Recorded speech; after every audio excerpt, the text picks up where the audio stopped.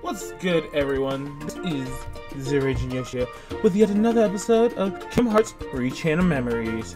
And this episode, we are finishing up Atlantica! And yes, I do have some more sped up footage here. I am trying to cut it down for the latter part of the project. Mostly because the worlds aren't taking me quite as long as they have previously. So, instead of a world maybe needing to be 4 videos if I don't speed the footage up, and it'd be 4 videos of repetitive footage, it's only a little over 2, so I just need to speed up like one section of it to get it under where I'd ideally like my videos to be. Which, if you're curious about that, I typically want my videos to be about 25 minutes. But, yes, no, we are back and we're here going through the worlds again. So, I guess what I can do here is take a moment to talk about the different enemy cards that we can get from this area. So, with our 3 new heart lists, we have 3 new enemy cards we can get. The Sea Neons, their card gives you the ability random values. Random values will randomize the numbers of your cards. So, upon activating it, your cards will shuffle, and you will literally the numbers will just be like just flipping all over the place, and you can get anywhere from a 0 to a 9. The screwdrivers give you the Crescimenter, which decreases the value of all your cards by 1. Aqua Tanks give you auto reload, which automatically reloads cards when they run out. So, got some very nice cards you can get here. Honestly, I like the auto reload. The other 2 personally don't interest me very much if I were to try and get one of them. Which, the auto reload does come from the Aqua Tanks, so you'd probably want to just focus on getting that from them. If I haven't mentioned it already, the cards you get, you have a chance of getting a card for the last enemy you kill. And so, yeah. Not really too much to talk about right now. Just killing waves upon waves of enemies. But we are very quickly just decimating everything here. And if you are curious, the way that I handle these enemies is an adjusted version of the speedrun strat. It's not exact at all. It's nowhere near as well executed, but that's where I generally got the idea to do this.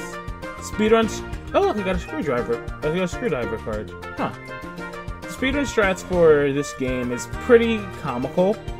It's essentially just get as many fire and blizzards in the first couple worlds, and then build decks for your bosses where one side is blizzards and another deck is fires. And on bosses where you need blizzard, use blizzard. Bosses where you need fire, use fire. But what's going on? Yes, Donald, you're right. She did take it. Thank you for stating the obvious, Dolan. No need to worry, child. You did the right thing.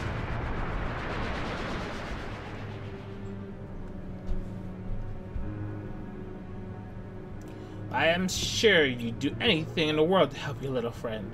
Poor Flounder's been swept away to the human world. No place for a little fish.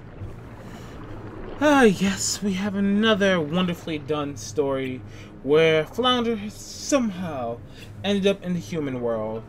And Ursula has promised to help Ariel get Flounder back. But in exchange, Ariel has to get Ursula her daddy's trident. Which obviously means the best of things, right? Probably not. We'll be honest on this one. Probably not.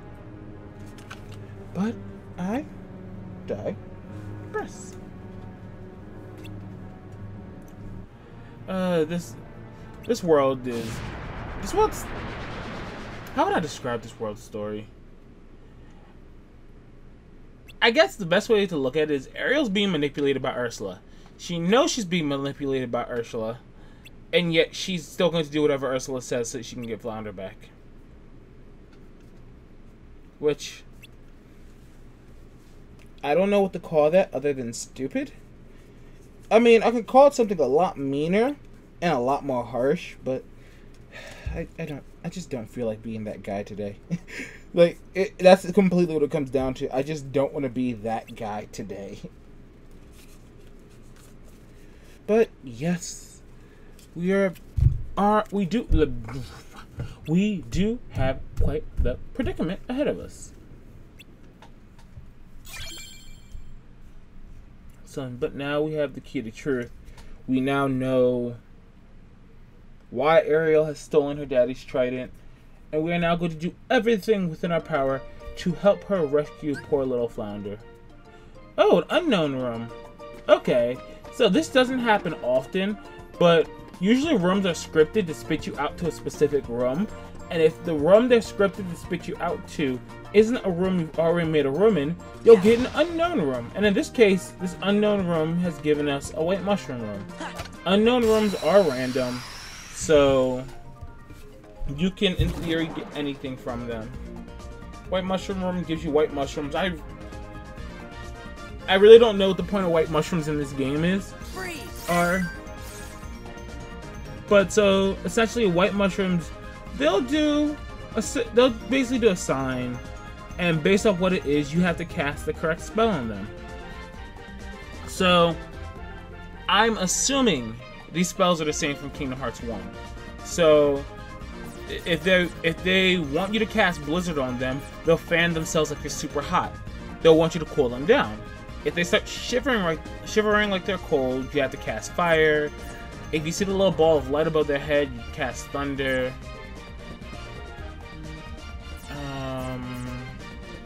What else is it? That's Thunder. If they're floating off the ground, they want Gravity. If they spin in a circle, it's Arrow. If they freeze and like just stop moving completely, they want Stop. Hey, look, a bunch of HP orbs. We got a premium thing and a bit of experience. Pretty much a waste of our time. I guess a premium card isn't terrible, but I would legitimately call it a waste of our time. We don't want any of our cards being premium, because if it makes the wrong card premium, then that's pretty bad. Oh, look, Moogle points! But yes, we are moving forward.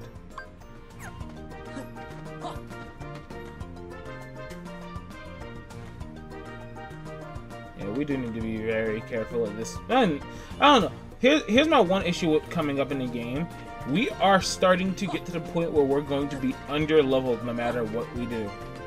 And being under-leveled is pretty bad in this game, because if you go into a boss fight, and yes, if you have one of the strats that I'm using, and nothing goes wrong, you're fine. You're perfectly fine. But, see, I say but here. But if you mess up your strat, then what can happen is you die really, really fast. And by really, really fast, I mean almost instantaneously. It's pretty comical how fast you can die. But I digress. Against normal enemies, it's actually not much of an issue for now. I'm gonna keep saying for now. When we get to the world, when it becomes an issue, you'll know. So I'll show off a few fights in that world, and you'll just see me getting my shit rocked.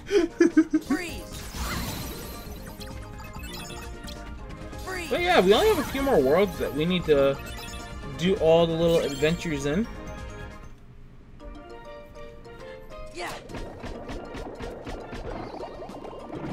Jesus, clan, calm down. Calm down. Damn. I forgot that the clans did that when you hit them. Like, jeez. Yeah, well placing your blizzards is actually the most important part of grinding with the blizzards.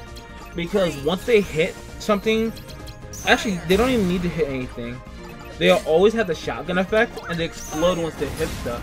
So you want to make sure you line it up as best as you can, so that as much gets killed with a single blizzard as possible.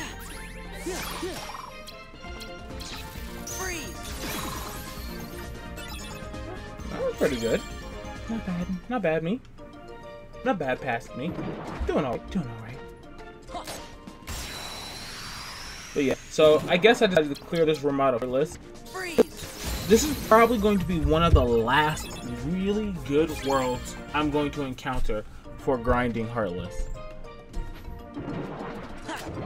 Because if you look at these fights, they're not lasting long. I'm pretty much decimating the waves of Heartless that are being summoned. And we're not going to get this happening much more.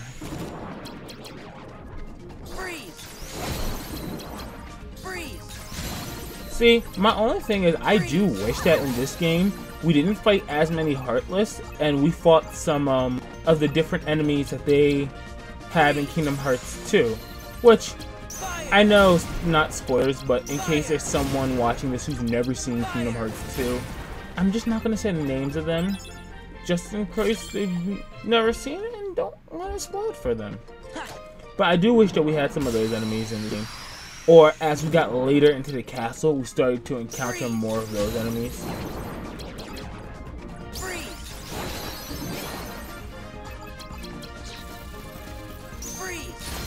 Wow, that was a really badly placed blizzard. That's the fun thing about casting the blizzards, though. There are times where you think it's an awfully placed one, and it like hits everything, and you're like, well, okay, we just cleared that wave. Yeah, I take those. Yeah, we're getting a lot of HP boosts, because my decks aren't going to change much more for the rest of this. I don't think they change until I do my off-screen grinding, which, I'll be honest, I don't know when I did it. It happened at some point, that's all I know. I just don't know what that point is. And I think at that point I do take a few more levels in card points just to give myself a little bit more ability when it comes to building my decks. Oh yeah, we got a gravity card. Okay, so I'm trying to figure out which door I'm trying to go to, which I realize it's not that one. Oh look, I thought I got sick and tired of fighting stuff. I was really hopeful. Yeah, it's fine, though. Just look, those first two blizzards were actually reasonably well placed, because each one took out half of the side of the room. And then those last two were kind of awful. God, what am I doing? I actually don't know. What am I doing with myself? I guess I am trying to fight everything in this room.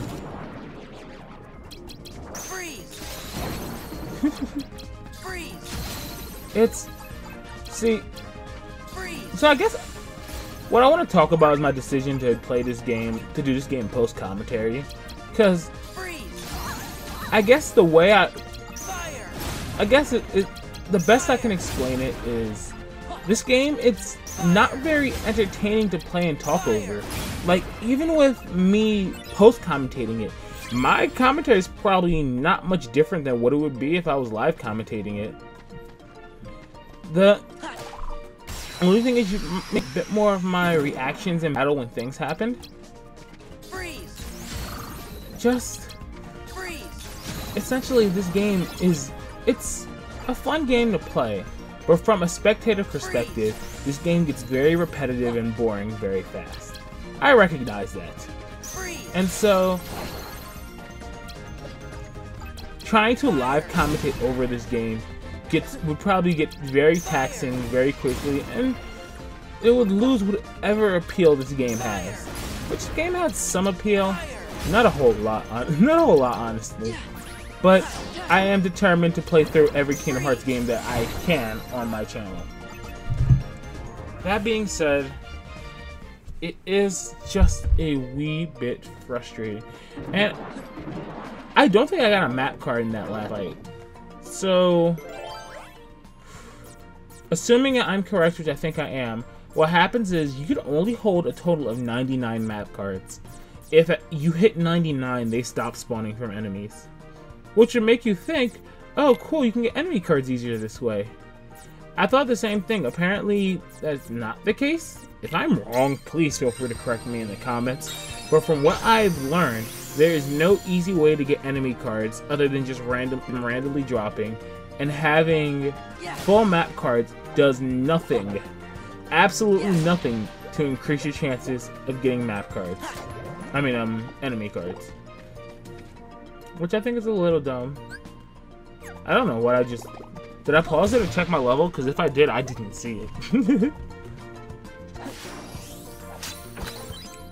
And homing Blizzara. Arrow, Blizzard, and Fire, and we get a homing Blizzard attack. Okay, that's nice. But now... we need 30 points worth of cards. Well, it's time to dump a bunch of really annoying cards that we probably will never use.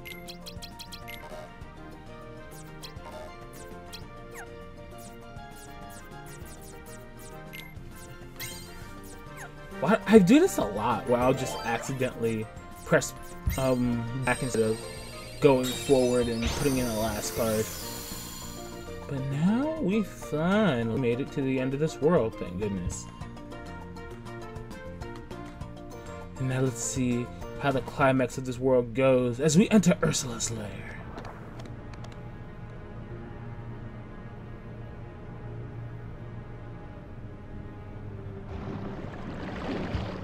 My, so many guests. Have you made up your mind, my dear? I'll do anything but Flounder, but I need proof I can trust you. You said that we could save Flounder, so I gave you the trident. Well, prove it. But of course, see? Ariel. Yes, the cat is now out of the bag. Flounder wasn't taken by the human world, or if he was, Ursula put him there. Ursula was behind Flounder's disappearance, nonetheless. So Ariel, being a very intelligent young one, is going to give Ursula the magic trident, because what could possibly go wrong? Yes, not exactly the brightest decision from our young mermaid, but now Ursula has the trident.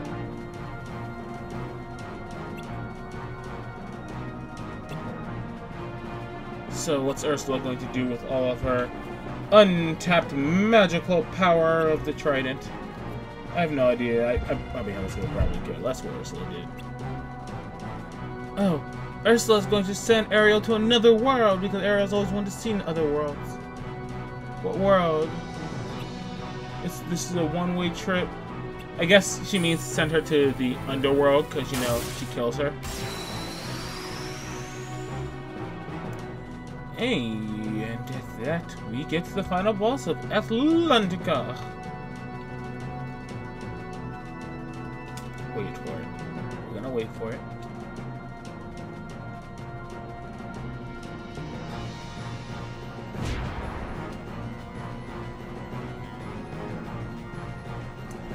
All the sea and all it does is up gravel before me. I hope that I remember that correctly with how quickly it disappeared.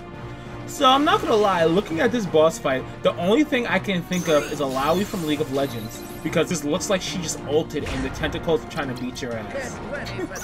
But that being beside the point, okay, this is the final boss versus Ursula. Gimmick card. So what you need to do for this fight is you need to take out all of Ursula's tentacles so that she brings her face close to the arena so that you can smack it, or in this case, set it on fire and freeze it. Using all of these gives us a nice big chunk of damage on her. So what I'm doing is I'm trying to reload very quickly. So the gimmick card here knocks out all Ursula's tentacles and forces her close, which I'm pretty sure this means Ursula's about to go down.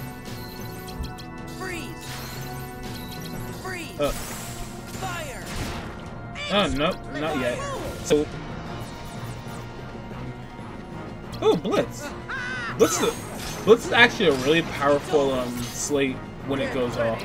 But it used to be my favorite one for this until I realized that Sonic Blade was the best thing ever.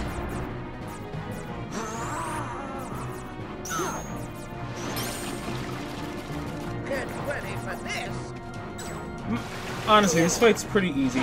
It's probably one of the most tedious boss fights for this game, though, seeing as, especially with my strategy, seeing as it doesn't work perfectly against her, but it still works pretty goddamn well.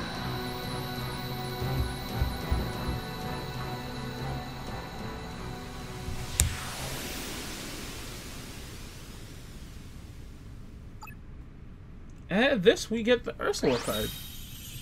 Which, I guess I can take a moment to talk about what the Ursula card does, seeing as we do have the end cutscene for this world, and then we end up in the Conqueror's Respite. So, Ursula gives us the ability Shell. So, while Ursula's card is active, it halves the damage from enemy magic attacks.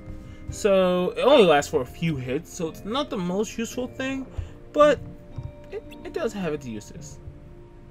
But here we go. Ariel has gotten the trident back. She understands that her father is going to be mad at her. And Sora comes up with the wonderful idea that Ariel could simply just lie to her father. And although she could do that, Ariel is going to decide not to because it's just not right.